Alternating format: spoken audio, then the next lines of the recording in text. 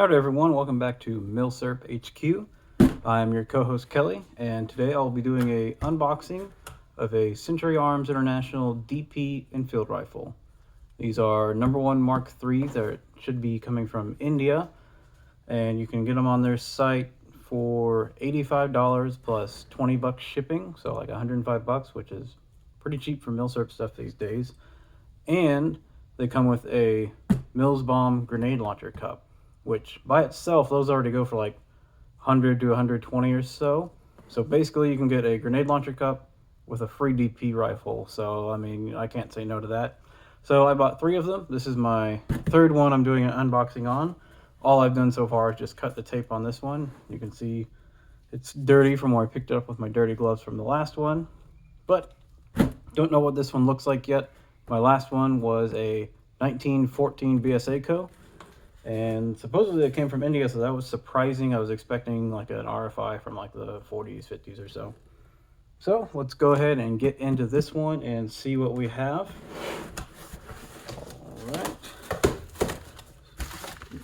More paper. Let's get rid of all this paper. Have some history about Mausers? I don't know why that's in here, but okay. Moving on. Well, all right, we'll start with our Mills Bomb grenade launcher cup.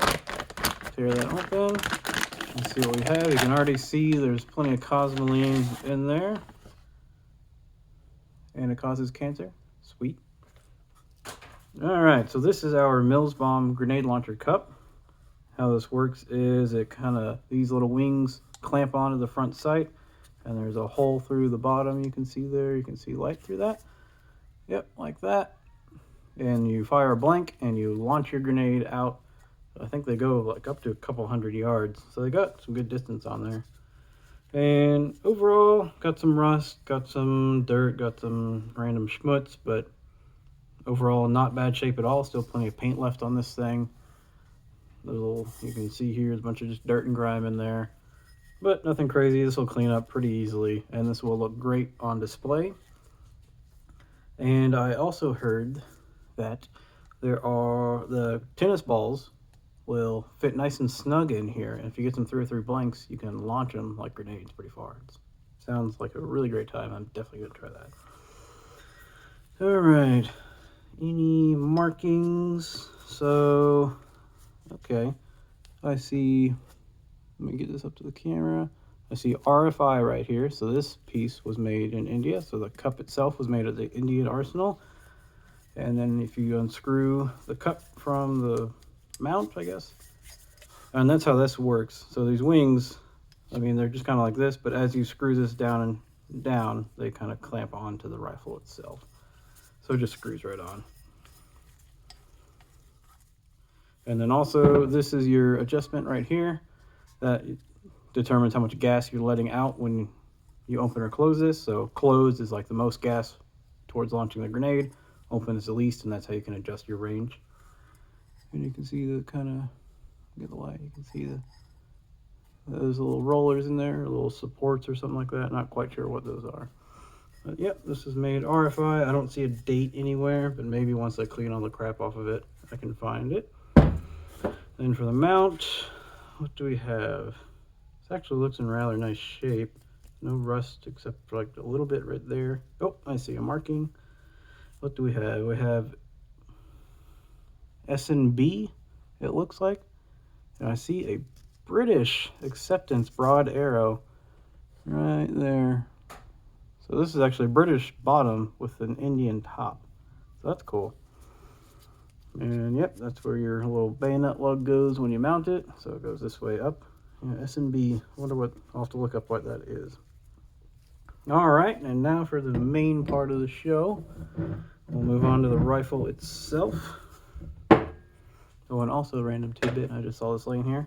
This is what I used to open the package. This is a World War II theater knife, they call it. This was handmade by a soldier in one of the theaters.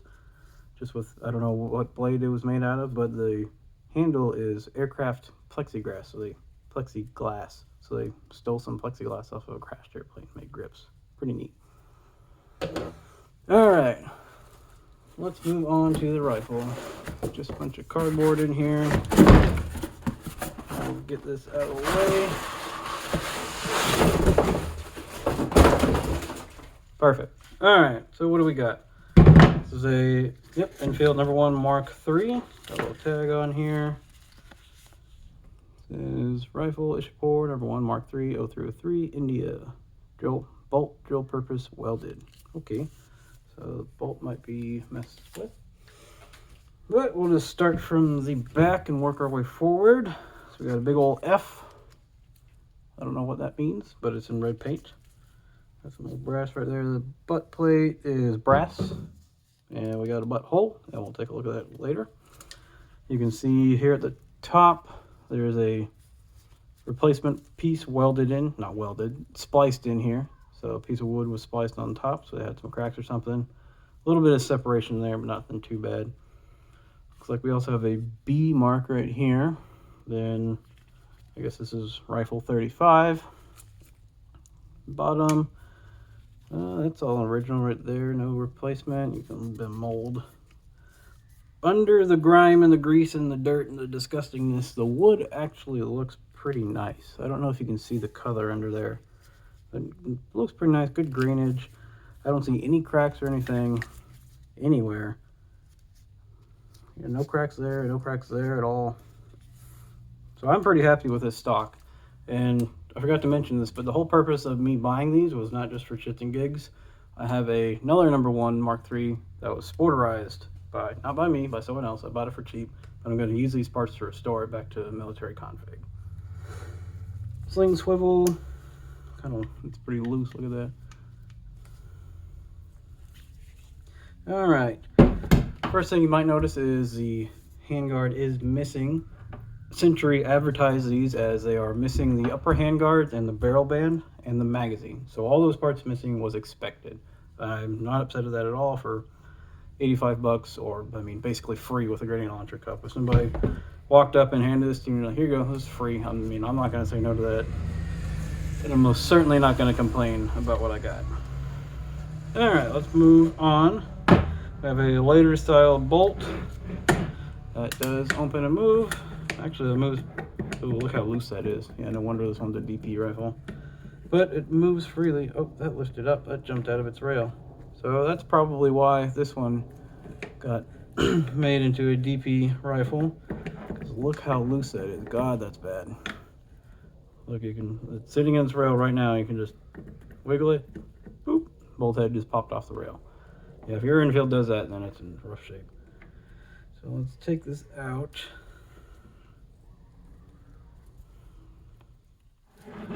Take this bolt out. Come here, you. Oh, now it wants to be difficult. All right, take that out. See a big old DP marking on the striker there. It does have a spring in there. There's still spring pressure. We have our bolt head. Has some markings on there.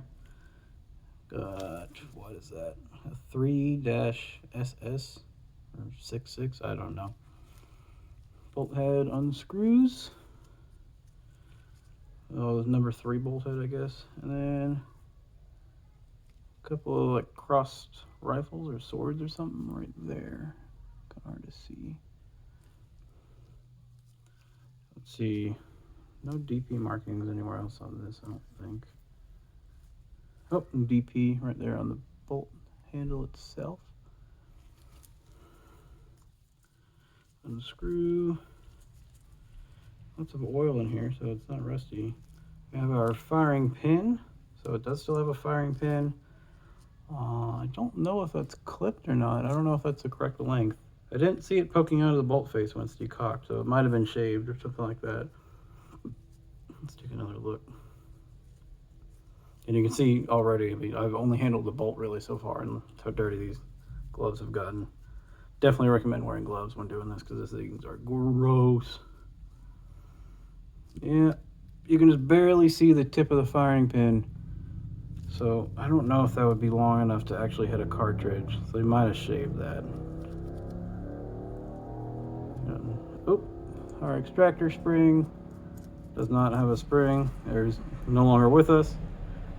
So the extractor, it is there, but it just moves back and forth. This thing is nice and greasy and gross, but hey, I don't know if you'd want to use this bolt. It seems pretty worn. Sometimes they seem to be in good shape. The other ones I got look just fine. But this one's pretty worn, or at least this bolt head is. So that might be just for the display. Alright, moving on to our rifle itself. Trigger does have a spring, so got some spring tension. Got spring tension on the magazine release. See another DP mark here on the trigger guard. Got a little loop there, so that's nice. Got that screw. Got this screw for the rear sight protector. Got the barrel tension screw, so all our small parts are here. And what else? Got a big old DP mark right on top of the receiver. Got our serial number, which is 54614K on both the receiver and barrel, which, ooh, actually, let's see if our bolt matches. It does. 54614 K series. So this was a matching rifle for the most part. Let's check the rear sight. 54614K. How about that? All these parts match. Rear sight looks to be in good shape. It slides up and down. So you have a spring. Spring for that is dead. Rip. Oh well. Plenty of cosmoline in here. Look at all that crap. But all the sight parts are there. We do have a safety. Safety appears to work. You can see it rotating in there. This is, I've got a marker here. Let's make sure you can see that. It is a 2A1. That doesn't make sense. This is still in 303. Maybe it was 308. I don't know actually. Alright, when were you made and by whom? It's not right there. Let's turn it around. Okay, this is a RFI 1961. So that's probably why this one's in such good shape. It's not that old, and I don't know how much they got used at that point. I mean, they still got used for sure, but it's not in terrible shape. You can see our red and white stripe here to mark it as drill purpose. Overall, the forestock actually looks pretty nice. Again, under all that grime and schmutz and stuff, it's like a nice red color. Good grain pattern in that. We are missing our barrel band and our upper handguards. Expected that, not upset at all. I don't see any more DP markings. Obviously it has a barrel and has a little tension thing there. We have our nose cap and bayonet lug.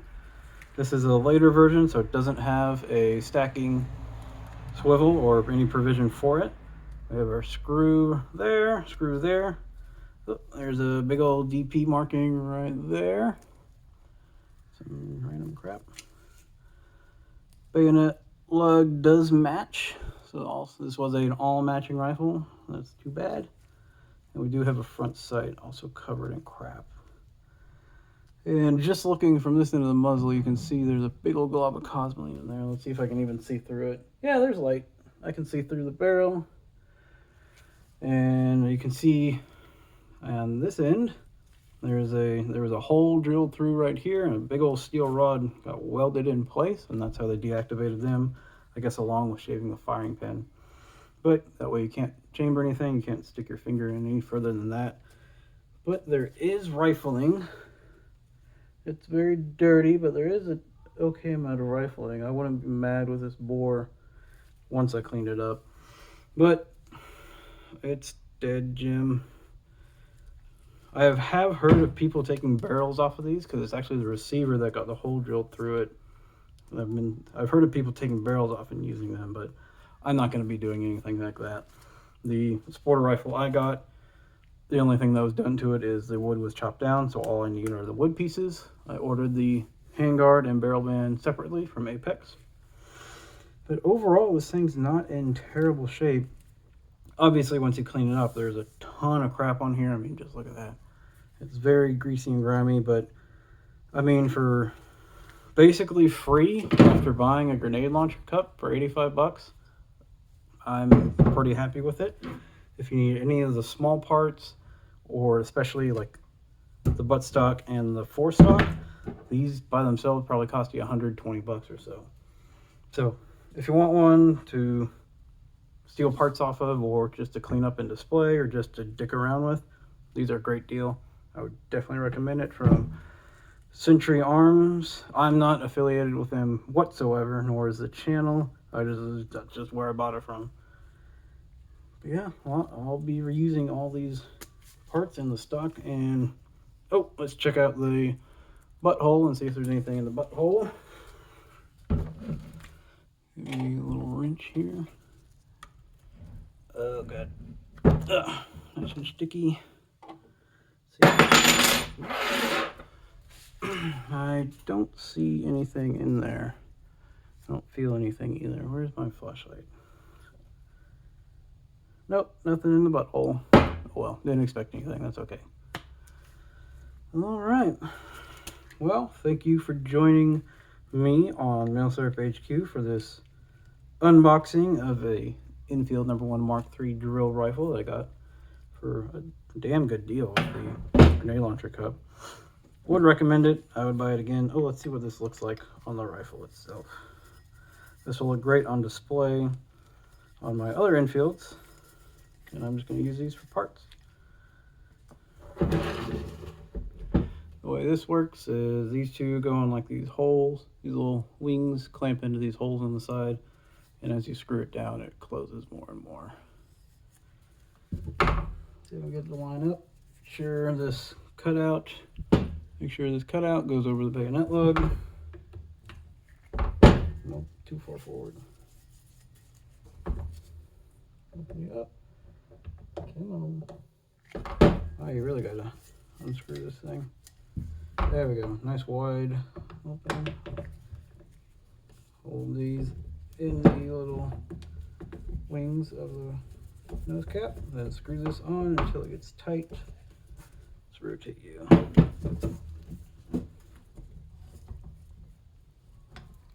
Come on. Might be too much grease or crap or whatever kind of getting in my way. Oh, nope, there we go. All right, now it tightens up. You can see these wings clamp onto the front sight like so. But yeah, there you are. There's your Enfield with a MkIII grenade launcher cup. That'll look super cool. I'm very happy with that. All right. Thank you for watching. If you have any questions, please let us know. I think the email is milsurphq@gmail.com. We do have some more podcasts coming up, or go listen to our other ones. They're pretty detailed and very helpful for collectors, whether you're experienced or just starting out. But yeah, thank you for joining me, and have a good one until next time.